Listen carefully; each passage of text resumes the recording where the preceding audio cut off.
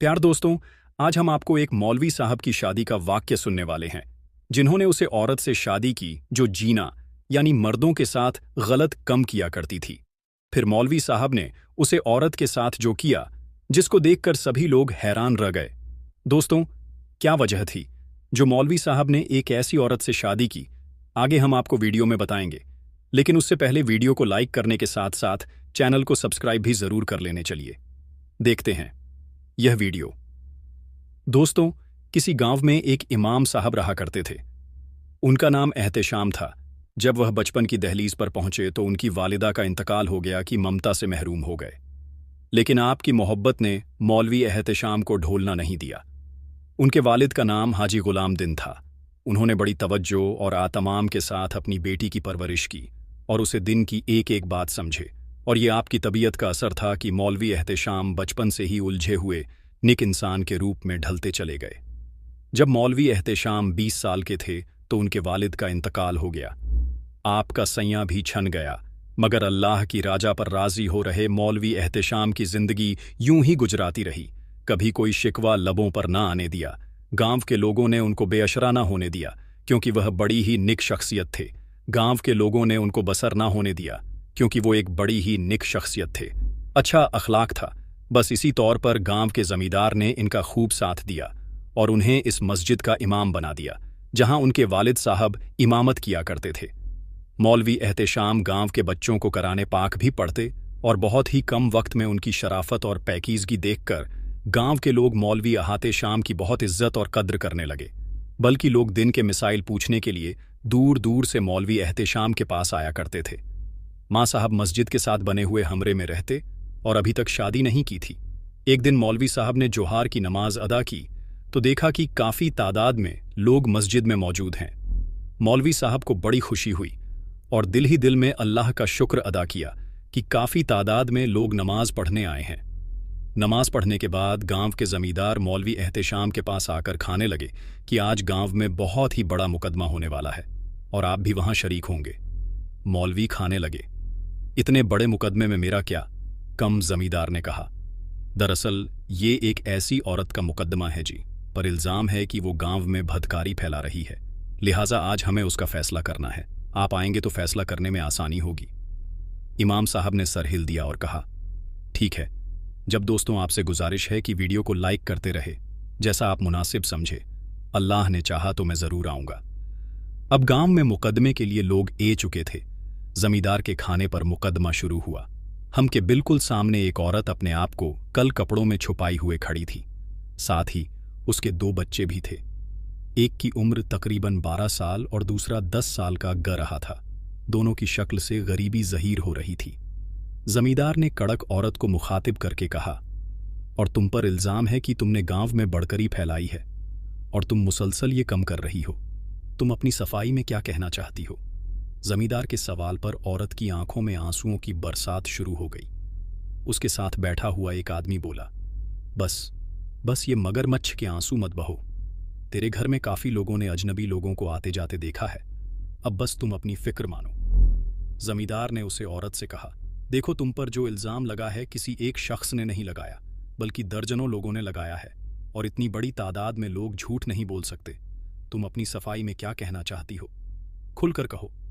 उसे औरत ने सर झुककर जवाब दिया, लोग ठीक कहते हैं, मैं एक तवायफ हूँ। हाँ, मैं बढ़कर हूँ, मुझे मार डालिए और मेरे बच्चों को भी मार डालिए। यह कहकर वह औरत अपने बच्चों को गले लगा जरूर कतरन लगी। बच्चे भी माँ को देखकर तड़प तड़प कर रोटी रहे। जमींदार ने कहा, देखो औरत, हमारे हाथ में मौत का फैसला नहीं, ना ही इख्तियार है, ना ही हम कानून को हाथ में लेंगे। लेकिन तुम अपने मुंह से अपने ऊपर लगे वाले इल्ज़ाम आपका इकरार कर रही हो, खुद ही का रही हो कि तुम एक बार औरत हो। अब जो फैसला होगा वह तुम्हें और तुम्हारे बच्चों को भुगतना पड़ेगा। फिर जमींदार ने हम पर एक नज़र डाली और एक आदमी को बुलाकर कहा, क्या मौलवी एहतेशाम ए चुके हैं उसे? आदमी ने कहा, जी हाँ। उसके बाद मौलवी साहब को बुलाया गया। जमींदार ने कहा, इमाम साहब, आपने यकीनी तौर पर सारी बातें सुन ली होगी, आपकी क्या राय है? मौलवी साहब ने कहा, जी हाँ, मैंने सारी बातें सुन ली हैं जो इल्ज़ाम इस औरत पर लगाया गया है, और जो खाटू ने जवाब दिया है वो भी सुन लिए हैं।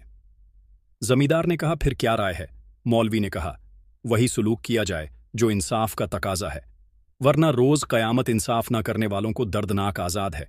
मगर सज़ा देने से पहले आपने खातून से पूछा है कि इसने यह पैसा क्यों इख्तियार किया? जमींदार ने कड़क आवाज में कहा, हमें इससे कोई गज नहीं इमाम साहब, इसने यह पेश क्यों इख्तियार किया, हमें तो जुर्म देखकर फैसला करना है। ये सुनकर इमाम साहब ने कहा, फिर माफ करना चौधरी साहब, आप दुरुस्त फैसला नहीं कर रहे हैं, आप इंसाफ पसंद आई से कम नहीं ले रहे हैं। मौलवी साहब के इस विभाग जवाब से हम में सन्नाटा छा गया।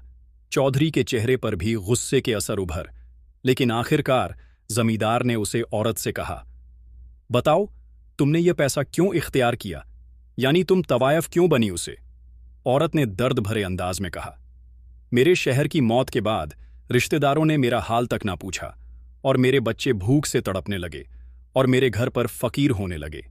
लोगों के घरों पर कम करके भी कुछ हाथ ना लगा, बल्कि सिर्फ मेरी जवानी पर लगी। मुअशरे के सभी इज्जतदारों ने मुझे जलील पर जलील किया, तो मैं जलील होने के लिए तैयार हो गई। मगर ये सब कुछ मैंने अपने बच्चों की भूख की खातिर किया। मुझे तो भूख मरना मंजूर था। आज जो लोग मुझमें पर ये इल्ज़ाम लगा रहे हैं, उनमें से ज्यादातर वही लोग हैं जो रात के अंधेरे में मेरी शर्म को तार तार करते रहे। उसे औरत के जवाब पर सब हैरान और परेशान हो गए और हम पर खामोशी छू गई और लोगों के सर झुक गए। मौलवी साहब ने कहा, सुन लिया आपने, अगर यह मुजरिम है तो इससे पहले आप सब गांव वाले मुजरिम हैं जिन्होंने इस खातून को यह पैसा इख्तियार करने पर मजबूर किया। हमारा पूरा गांव इस जुर्म में बराबर का शरीर है। वो मर्द जो इस औरत को मजबूर करते रहे और इसने आखिरकार अपने बच्चों के लिए अपनी इज्जत दानव पर लगा दी। अगर इस खातून को सज़ा देनी है तो सबसे पहले आप सबको अपने आप को सज़ा देनी होगी। मौलवी साहब की बात सुनकर जमींदार ने कहा, आप सच कहते हैं इमाम साहब, मैं वाकई इंसाफ नहीं कर पाया। आज से मैं इस इंसाफ की कुर्सी का अहल नहीं हूं, मगर जाती तौर पर एक बात का जरूर अहल हूं, यानी हक बात कहना चाहता हूं उसे। औरत के करीब जाकर उसे औरत के सर पर हाथ रखा, कहा, आज से तुम मेरी बेटी हो, तुम्हें कोई रुस्वा नहीं सुनकर। सब में खुशी की लहर दौड़ गई। जमींदार की बात सुनकर वह औरत खाने लगी, चौधरी साहब, मैं किसी की बेटी बने के लायक नहीं रही, मैं दागधार हो चुकी हूं। आप क्यों अपनी इज्जत को रुस्वा करना चाहते हैं? अगर खुदकुशी करना इतना बड़ा कम ना होती तो मैं कब की कर चुकी होती। यह सुनकर मौलवी साहब ने कहा, आप अल्लाह पाक से तौबा करें, वो अपने बंदों को जरूर माफ फारमा देता है। एक बार बांधा उसके दरबार में हाजिर होकर माफी मांगे तो सही।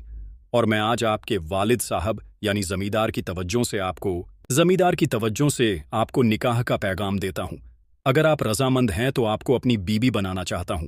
इमाम साहब के खाने की डर थी कि आवाज आने लगी, सुभान अल्लाह, सुभान अल्लाह। ऐसे इंसान इस जमीन पर मौजूद हो तो शायद कोई भी औरत तवायफ न बने। जमींदार ने इस औरत से कहा, बस बेटी, अपने घर, जो अब तुम्हारी कोई बात नहीं सुनूंगा, कल तुम अपने घर से रुखसत होगी। दूसरे दिन सादगी के साथ मौलवी एहतेशाम के साथ इस खातून का निकाह हो गया और मौलवी एहतेशाम ने रात शुक्रण के नवाफिल अदा किया और अल्लाह ताला का शुक्र अदा किया, जिसने एक बड़े इम्तिहान में इस इमाम को सुरखरू कर दिया। गांव के लोगों के दिलों में इमाम साहब की इज्जत पहले से ज्यादा बढ़ गई और वो औरत जो मौलवी साहब से मंसूब हुई शर्मन हायका बन गई, घंटा साजिदों में पड़ी। अल्लाह पाक का शुक्र।